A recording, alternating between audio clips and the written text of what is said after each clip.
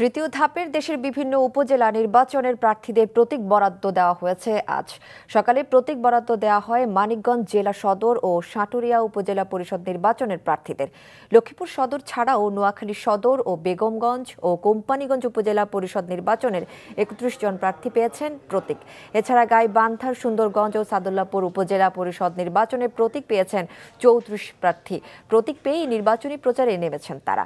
এদিকে পাবনা জেলা প্রশাসকের সম্মেলন কক্ষে লটারির মাধ্যমে জেলা সদর, আটঘরিয়া ও ঈশ্বরদী উপজেলার প্রার্থীদের প্রতীক বরাদ্দ দেন রিটার্নিং কর্মকর্তা।